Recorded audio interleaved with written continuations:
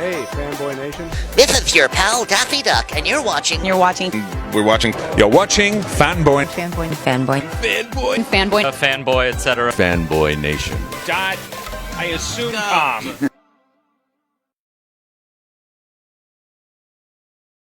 This man went from California dreaming and being a heartthrob on like Tiger Beat and all the pop magazines as a kid to now a full-fledged musician and performer. We're talking about his latest album, At the Ready. Brentley Gore, how are you today? I'm doing okay, man. Thank you so much for having me. Listen, before we get started into the music and everything, because California Dreams has had like such a resurgence. You guys were at New York Comic-Con recently, and you know, a lot of people have fond memories of the show. The interesting aspect of the show when you left the show was it was kind of confusing, but they somehow made it work. It's like, oh, the two main characters whose house it is are leaving the show, so we're going to bring in a foreign exchange student that speaks, better English than everybody else, and like she's just going to be living there too. And like it worked, like the show still worked. And no, like I'm not like ragging on Jenny or anything. Jenny was a lot of fun on the show, and I've seen her perform on stage, so she's great. Yeah, man. It was a pretty interesting. It kind of topsy-turvied the whole time, those first couple years.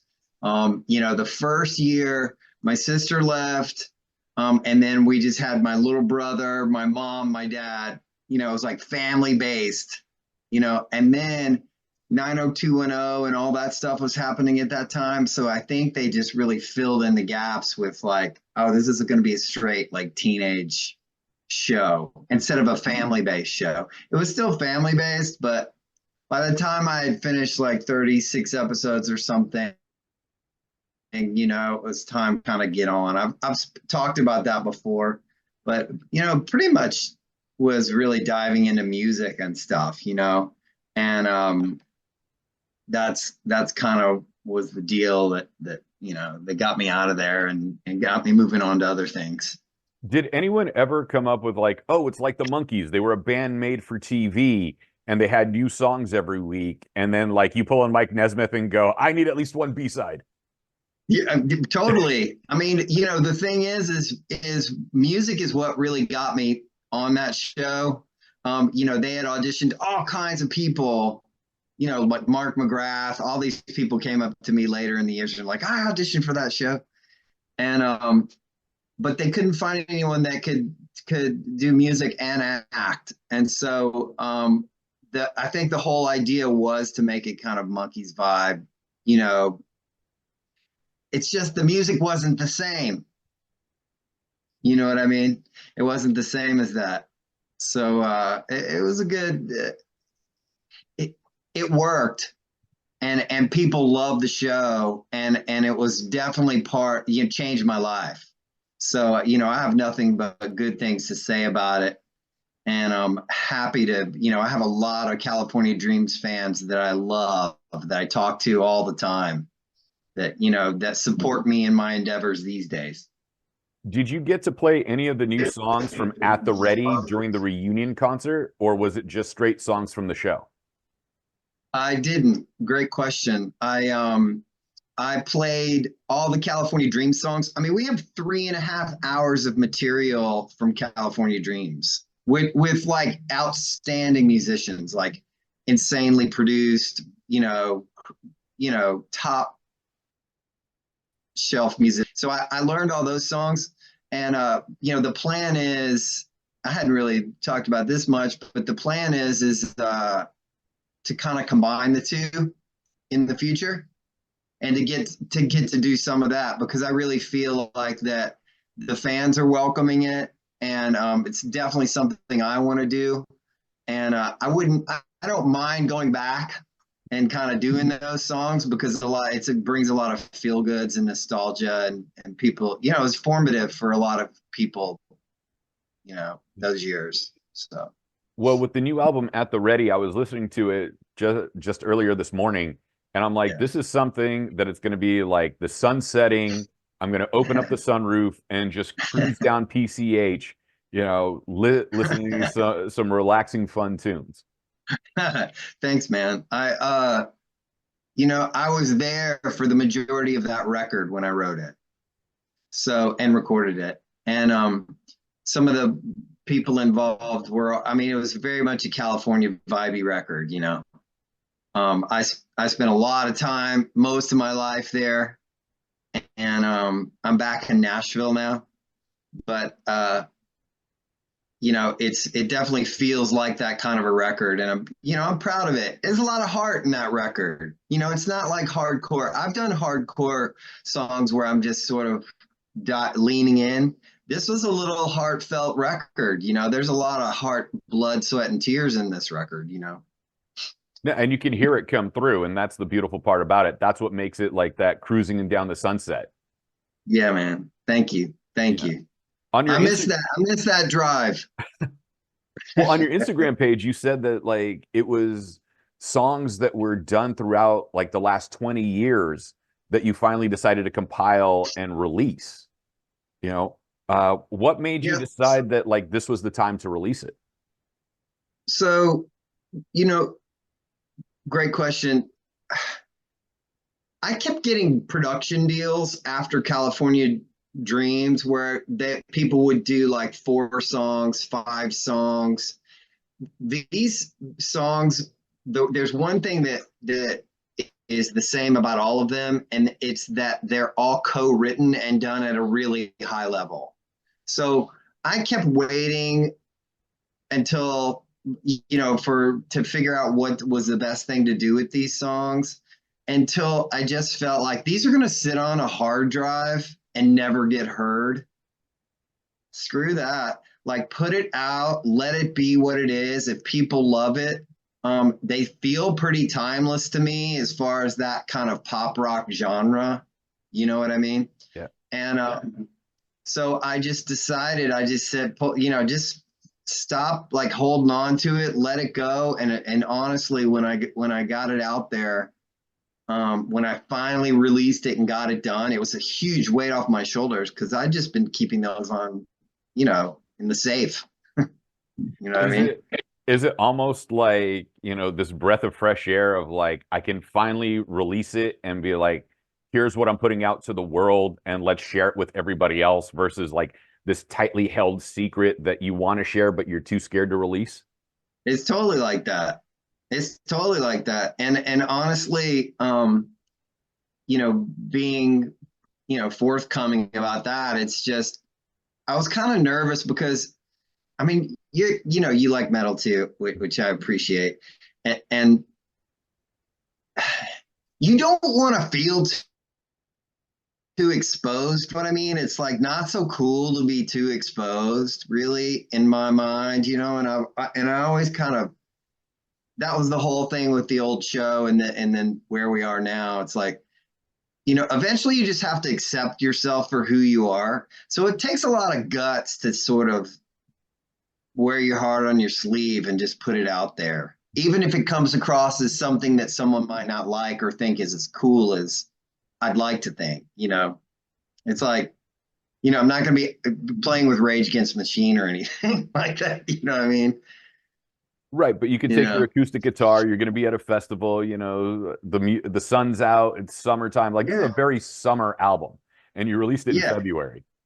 Yeah, man. Yeah, and I felt that way, and it just took a lot for me to just be like, stop with the trying to figure it all out and meet everybody where they are. Just let it out. Let the people that like it and enjoy it do that. I enjoy the songs, and it's been a whirlwind of co-writing and producing with all of these songs, and to get them on one record it really felt good to finally do that. And especially since you have 12 songs on the album, most people are just releasing EPs as of late. Yeah, another valid point. So you can do EPs and you can do singles, and a lot of people are releasing singles too, as you know, I'm sure. And the reason why is because you can put the single out and then promote it, and then bam, hit them with the next single. But this record was so done and it meshed together. I was like, I'm putting a record out. I'm not going to string it to single, single, single, single, single, because I have a lot more music too, you know. And I just decided, put it all on one record, play it for the year or longer, however long that people want to hear it, until you're ready to put some new music out. And I got 12 songs, and it's great, and I'm happy about it. So now what I'm doing is I'm sort of just going through each individual song and talking a little bit about that. I don't know how I'm going to do that. I've done a little bit of that on my YouTube page, where I've kind of just held my phone up and talked a little bit about how the song got written and recorded. My Brentley Gore Music YouTube page. And I'm kind of going that route, and then I'll start making some videos and playing some shows. I dig it, man. And you know, it's interesting how you say, you know, it's singles and EPs, and then like it's kind of what's old is now new again, because that was the model in the 50s, was they were constantly releasing 45s, and you know, it was Yeah. single after single after single, and then eventually the album would come out. You know, and then in the 60s it started going full albums. So like it's this interesting dichotomy that's coming through. That's a good point. I didn't think of it that way, but that's totally true. And you know, I like it. I like the idea of doing something that's not what everyone else is doing too. You know, just makes it a little more unique. And I had the material, so why not, you know, just let it be what it is. Let people discover the record. If they like a song on it, then they'll go to Spotify or wherever they're listening, iTunes, and they'll discover the other songs on the record, and they're out. You know, so it's nice to do that too. You know, you said this album is putting your heart on your sleeve and it's kind of exposing who Brentley is. What song is your Yeah. Kiss unmasked moment? You know, like when Kiss went on MTV and took the makeup off and that full exposure. Yeah. Like, what song did you feel like, ooh, this one's like too much of exposing myself on this album? Ha. Ha. Um, I don't know that I have one at this point that is too much. The ballads, I think there's the ballads get a little the most sensitive, you know, the most sensitive. And you know, like Kiss put Beth out, remember that? Mm-hmm. And they were like, "Oh no, like we don't know how people are going to take it," but it was huge because everyone was like, "Oh, there's a heartfelt part to it. It's not just like driving, you know." And I would say the ballads. There's two ballads on there, all caught up in different windows, that are really soft and like talk about feeling vulnerable. And you know, that's not always cool to talk about, but I manned up and I'm just letting it be what it is, you know. You know, and with that, like, you know, is that something that seems still difficult? Because, you know, you have the TV star aspect, you have the musician aspect, and then working behind the scenes in writing music for other people as well. You know, Yeah. like when it comes to that, was it all this weird of like trying to find yourself, or at least realizing who you are and you're finally ready to express that? I think so in a lot of ways, and I think that changes day to day. Really, honestly, not changes, but I think that gets easier day to day because it's like we get older. You know, we're aging. Everyone's aging, and you're either going to accept yourself for who you are, or you're going to turn into some bonehead that's trying to be something they're not. You know. So what And took you to Nashville? I'm sorry, go ahead. that's okay. I'm just, you know, I'm happy to be who I am now a lot more than I was when I was, you know, it's like you go all the way from grade school to high school, and then I was right on the TV show, and then, you know, there's a lot of self-criticism when you're comparing yourself to someone that you think is cooler, you know, and I think everybody experiences that. I don't think there's anybody that doesn't have that. And I think art and expressing yourself in your people know if you're not telling the truth. And so things that I was doing wasn't necessarily like forthcoming and spot on the truth. I think what I've put out just now is more me than almost anything I've done. And is that part of the catalyst that took you back to Nashville? So yeah, I think LA got a little, I needed a break from it. I've been there majority of my life, and I needed to just take a break, and Nashville was really happening, and I could play music here, and my parents are gotten older, and I wanted to spend time with them and sort of get back to not get back, but just come have a little break from the rat race of LA. And the quality of life here is so much better for me, because it's like, you know, I couldn't live in the house I live in if I was in LA. I couldn't afford it. Right. You'd be living in a closet for the same price. Yeah, totally. And it doesn't mean that I didn't like that. It's just I was ready for a breather, you know? Yeah. So I don't know how long I'll stay here. I don't know what the plan is, but I'll take it day by day. But you know, I've really enjoyed being back in Nashville.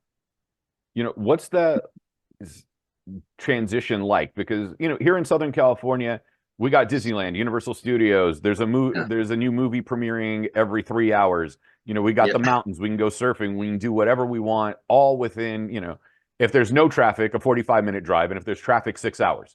But like, what's that like slower pace in that transition to go from 100 and then slowing it down to 35?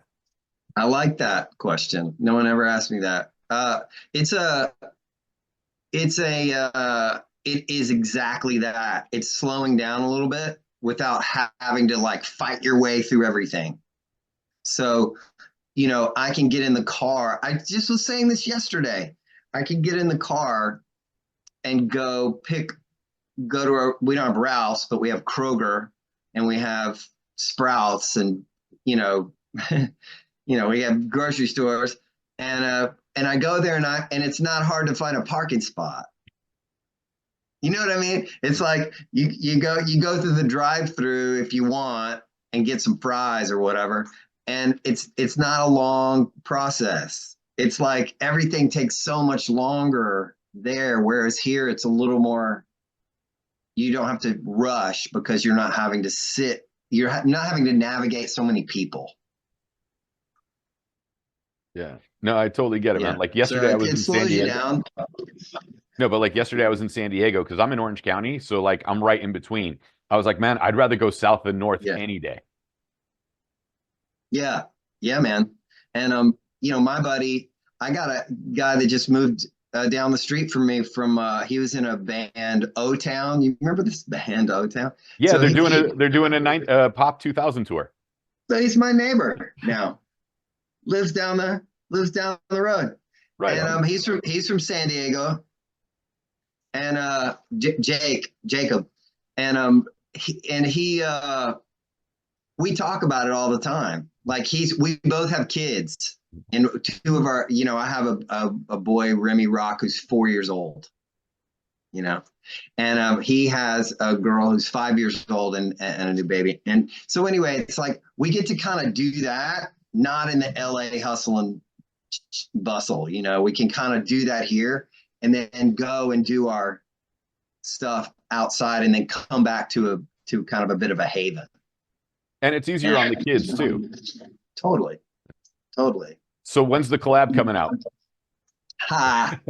He wants us to do California Dream stuff combining with their stuff. So we'll figure something. We're figuring something out for sure. I think they just did Florida. He just did Florida, I think 2 days ago or something. Those guys are doing a lot of stuff. And so I'm gonna get California Dreams revved up so that we can reach some of those fans, and then my At the Ready record, I'm gonna kind of piggyback that. That's the idea. you I know? dig it. No, and it'll work perfectly because you have the built-in audience already. Yeah, man.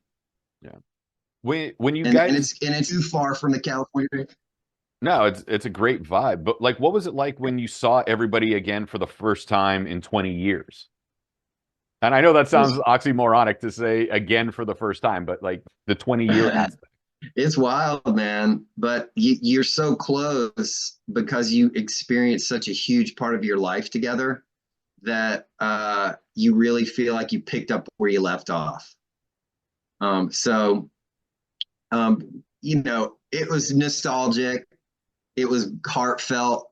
It was, a lot of hugs and kisses and, you know, um, but it was a really good thing. And I think the people that were there, I mean, we had so many people from all over the world show up to that show in New York City. And it was really incredible how much everyone, I didn't even have to sing some of the songs. They were singing it all back to me.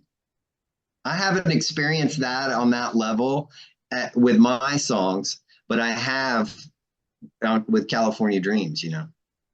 What's that like, because I mean, when I saw, who was it? I saw Def Leppard and, Joe Elliott just turns the mic to the crowd and everybody's bellowing it back to him where, I he has to mean, save his voice because he can't hit those high notes like he used to.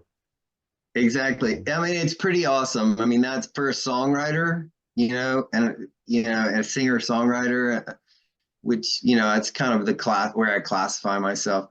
It's very rewarding to feel like that you're having the audience respond and sort of take on your songs, because they really are like, children, that you write and you send them out and you hope people like them, you know.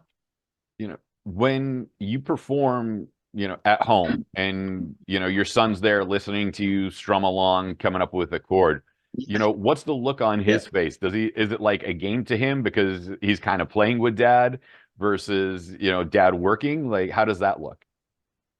Well, it's both. It depends on his mood. He is a all boy, man. He's like monster trucks and drum. Yeah, I got him some drums because he's just physical, and he hates ballads. He wants me. So if I go through Sirius XM on the radio and it lands on like a metal station or something really fast, he is like, leave it there, leave it there. So if I'm doing like a nice little acoustic song, he only wants mama to come and sing. He's like, Dad, don't do that. The kid's 4 years old. And he's like, don't do that. He wants it to be like driving. He likes beats. He likes the faster tempo stuff. But he's all about it. I mean, he's got it in him for sure. His name's Remington Rockwell Gore. And I call him Remy Rock. That's a great nickname, though. And that's a great stage name. Yeah. So he can do whatever he wants. He could be sophisticated or he can be Remy Rock. You guys are going to go full Partridge Family and just turn it into a family band. Why not? Hey, Carlos Santana does that. When I saw him, like it was him, his daughter-in-law was on drums, his son was on congos, the other son was on bass. So Really? yeah, so it's literally Santana because it was the entire Love Santana it. family. That's cool. I didn't know that. That's Yeah. cool. I'll have to check that out. When you sit there and you write, like, do you hear a melody first and then you start penning it, or like you'll hear like a dripping fountain and then you'll hear the beat come along with it and you're like, all right, that's a great melody that I could put something to it. Like, do you hear music wherever you go, or is it like inspiration strikes at 3 a.m? I can turn on the radio and turn it off, but generally I hear music wherever I go. And if I'm feeling something that I want to write, I just write it. I just write music I want to hear. The majority of my songs are written picking up a guitar and playing some chords that inspire a melody. I generally don't pick a melody out and then write the song. It's usually the music that inspires the song. And sometimes it's drum beats too. sometimes I need rhythm. So for a while there, I was writing like drum parts and then a bass part, and then would come up with a song that way, having a groove. And with At the Ready, since it took a while, to make the compilation, what was it like revisiting some of the earlier material and either updating it for the release, with the remixing, or like Yeah. just listening to it again and remembering the mindset that you were in when the songs were written? It's a throwback. It's a throwback because I'm not the same dude I was then. Um, it really felt like I was remembering some things that I hadn't remembered. I was in different relationships. I was probably in, I would say, at least two significant relationships through that record, at least three, actually. And so some I'd written about her, I was remembering that. And I think a lot of my songs are like that, they're pretty journal based, on my life. I write based on I'm kind of artistic that way. I'll write based on my life, not necessarily because, oh, this would make a cool song, let's write it. I generally write what's going on with me. And Yeah. is it, now that the album is out and it's in there, what has been the fan reaction to it? I mean, I'm amazed at how fantastic the reactions are. People that know me before of like, why did you hold on to this record for so long? Why have I not heard these songs? Already established fans. And then I think a lot of new fans are coming along, which is great because ultimately, man, that's really what I want to do. I'd like to be able to play these songs and tour. I really want to do that. And No, it'd be a fun tour. yeah, and I think having the reaction of people that are kind of giving me feedback on the record, they say a lot of what you did. They're like, this is a summer, like windows down, driving down PCH, or wherever they are. That a lot of people say that. So that I feel like that's really coming across. Well, you nailed it with that, because I was like, yeah, the sun's going to go down and this one, the radio is going to go up. Yeah, which is cool. It's just great. And festivals and all that. You know what I mean? It's good. They're good. It's good festival music and all that. Yeah. What does it look like for a tour for an album like this? Like, Jake, like you said, Jake lives down the street. You're in Nashville, obviously starting off in downtown Nashville because there's a concert hall every 3 feet. Yeah. Like you could play 6 different clubs in one night in Nashville, it looks like. That's what it is. And I don't have my set guys. It's different for Jake, for example, since we brought him into this interview. Those guys can they can put the track on and sing. I need a band for my stuff.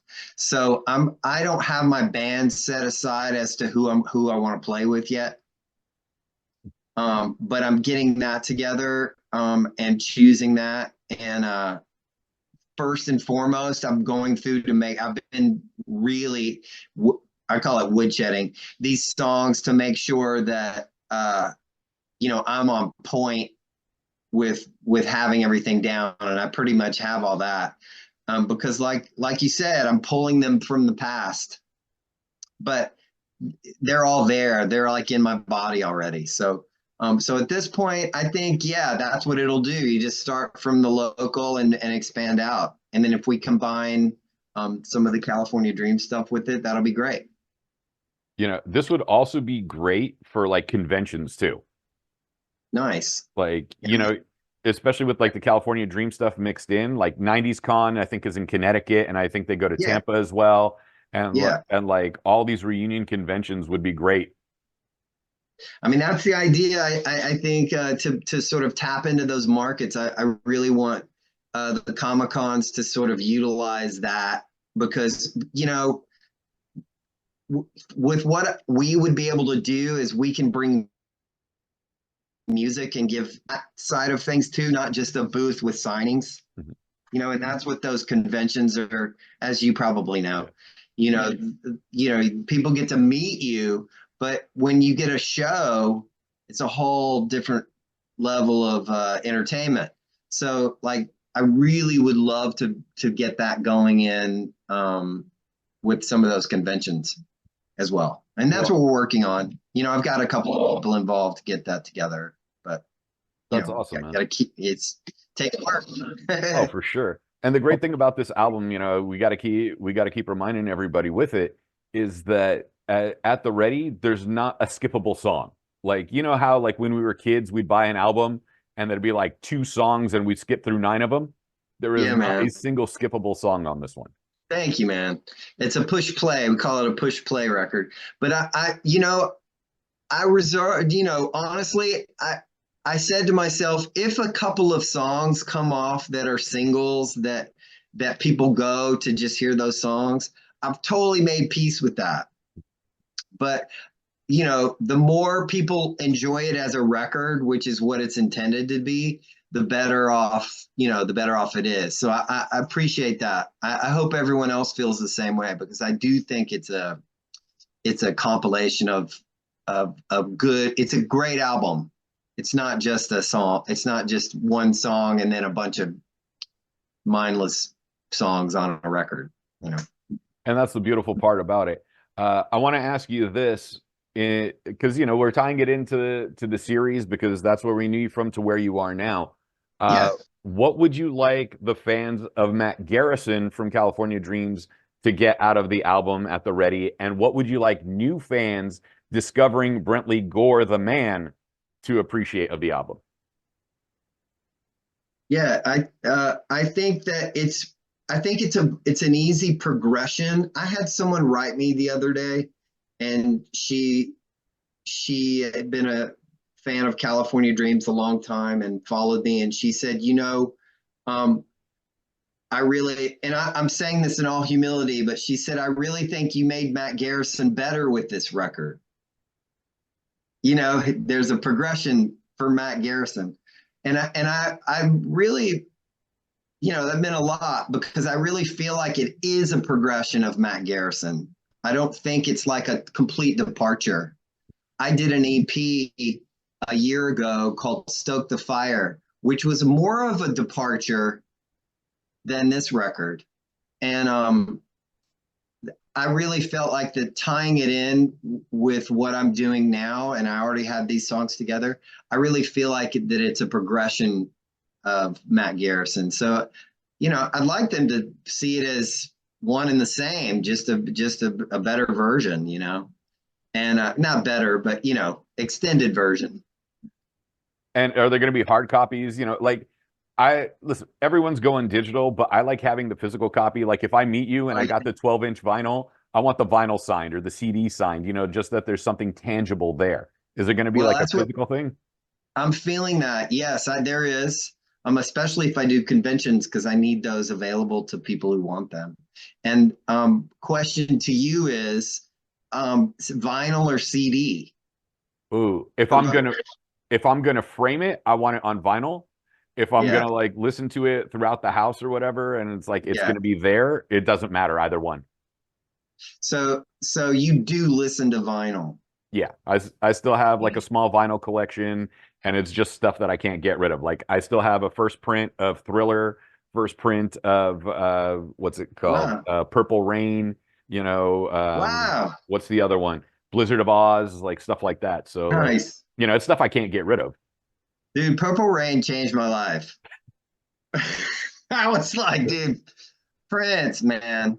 Anyway, the record, that, you know, I'm kind of sussing that out. But I want to, a lot of people have asked me for vinyl, and CDs are a lot easier to make. So I'll press those up and I'll let you know. I'll keep you posted. But a lot of people are asking me for that. So I want to have that. That's in the works for sure. I just have to press the button. Well, I'm so happy for you. The album is absolutely incredible. Where can we find At the Ready if we want to purchase the streaming version of it? And then where can we find you on social media so you can keep us posted on the physical copies coming out? Everything, the best way to get me is Brentley Gore. And some California Dreams knew me as Brent Gore, but I kind of changed that up many years back because to my original name, Brentley. And so BrentleyGore.com has everything. So if you just go to my website, it's all there. And it's on Spotify, iTunes, it's on every streaming service that you can think of. If you don't have a streaming service, you could listen on YouTube Music, all of that. So my Instagram, my Facebook, my YouTube music page, I'm trying to do more content there. I have some cool things coming up, which I'm excited about there. And then my website, where you can just kind of link to everything from my name.com, BrentleyGore.com. Awesome. Brentley Gore, has been a great pleasure chatting with you. The album is absolutely incredible. At the Ready. It's available now. Thank you so much for your time today. I really do appreciate it. Yeah, man. Thank you. I hope to see you out there. When I get out there, I hope to shake your hand. I appreciate your time too. Oh, for Thanks sure, for man. All right, man. See ya.